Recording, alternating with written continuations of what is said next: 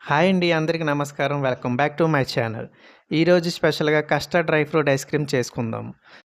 ఇలా full cream ఉన్న milk packets బయట మార్కెట్‌లో దొరుకుతాయండి. అది ఒక హాఫ్ లీటర్ తీసుకొని మీడియం ఫ్లేమ్‌లో ఈటిల్ని పాలు కాచుకోవాలండి.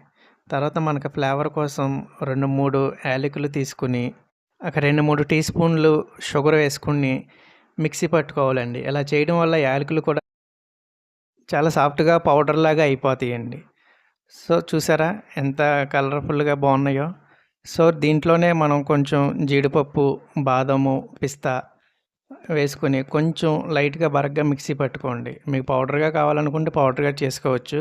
కాకపోతే లైట్‌గా పట్టుకుంటే కొంచెం మనం ఐస్ క్రీమ్ తినేటప్పుడు క్రిస్పీగా పలుకులు తగులుతో చాలా బాగుంటుందండి. సో, మనం హ్మ్, ముందుగా పెట్టుకున్న పాలని మధ్య మధ్యలో తిప్పుకుంటా, కలుపుకుంటా ఉండాలి.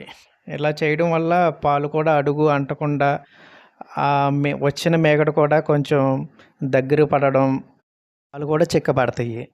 తర్వాత మనం ముందుగా ఆడించుకున్న ఆ పౌడర్ వేసుకొని కొంచెం బాగా మిక్స్ చేసుకోవాలండి. ఇలా లో ఫ్లేమ్‌లోనే చేసుకోవాలండి. చేసుకుంటే పాలు కొంచెం దగ్గర పడతాయి. ఇదే హై ఫ్లేమ్‌లో అనుకోండి, త్వరగా ఉన్న పాలు కూడా అన్నీ మరిగిపోతాయి. సో, తర్వాత కస్టర్డ్ పౌడర్ తీసుకొని ఒక 2, 3 టేబుల్ స్పూన్లు కొన్ని పాలలో వేసుకొని అవి ఉండలు లేకుండా తిప్పుకోవాలండి. యాక్చువల్లీ మనం ఈ కస్టర్డ్ పౌడర్ ప్లేస్‌లో కార్న్ ఫ్లవర్ ఉన్నా వేసుకోవచ్చు. సో, ఈ కస్టర్డ్ పౌడర్ వేసుకోవడం వల్ల కొంచెం కలర్‌ఫుల్‌గా ఇట్లా ఉంటుందండి. చూసారా? ఆ పౌడర్ వేసుకున్న తర్వాత పాలు ఇంకొంచెం దగ్గర పడడం, చిక్కపడడం జరుగుతుంది. సో, ఆ తర్వాత ఈ కలుపుకున్న ఈ కస్టర్డ్ పౌడర్‌ని ఉండలు లేకుండా కలుపుకొని దీంట్లో వేసుకొని తిప్పుకోవాలండి. ఇలా దగ్గర పడే వరకు లో ఫ్లేమ్‌లో తిప్పుకుంటూ ఉండాలండి. తర్వాత స్టవ్ ఆఫ్ చేసుకొని అది చల్లారే వరకు మన దగ్గర బ్లెండర్ ఉంటే బ్లెండరు, లేకపోతే ఇట్లా గట్టితో ఉండలు లేకుండా తిప్పుకుంటూనే ఉండాలి. ఇంకా మనకేమన్నా డౌటు అట్లాగా అనిపిస్తే అది తీసుకుని ఒక మిక్సీలో వేసుకొని కొంచెం మిక్సీ పట్టించుకోవాలండి. ఇలా పట్టించుకోవడం వల్ల ఏంటంటే కొంచెం సాఫ్ట్‌గా వస్తదండి. చాలా టేస్టీగా కూడా ఉంటుందండి. ఈ తర్వాత ఆహ్, మనం దగ్గర డ్రై ఫ్రూట్స్ ఏముంటే అవి ఏసుకోవడమేనండి. ఇది పూర్తిగా ఆప్షనల్. డ్రై ఫ్రూట్స్ ఉంటే ఏసుకోవడం, లేకపోతే లేదండి. ఇలా సాఫ్ట్‌గా అయినా తినేయొచ్చు, బావుంటది. సో, ఏంటంటే డ్రై ఫ్రూట్స్ పిల్లలు కొంతమంది ఇష్టపడరు. సో, ఇలాగ ఐస్ క్రీమ్‌లో ఏసి ఇస్తే చాలా తింటారండి. సో, ఇట్లాగా ఒక కంటైనర్ తీసుకొని అందుట్లో మనం ముందుగా చాప్ చేసుకున్న డ్రై ఫ్రూట్స్ ఇవన్నీ ఏసుకోవాలండి.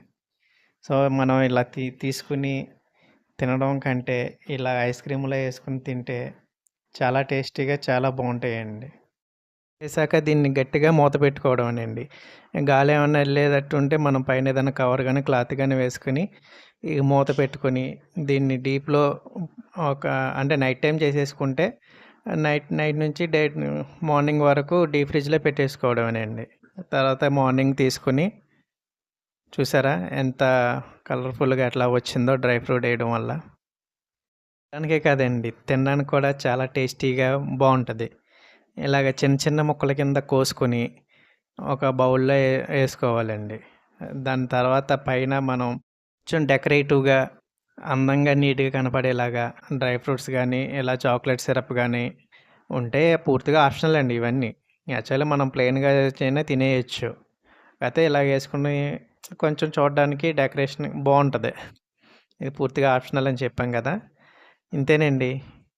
కూడా ట్రై చేసి ఎలా వచ్చిందో కామెంట్ చేయండి. Thank you for watching Maddy kitchen official.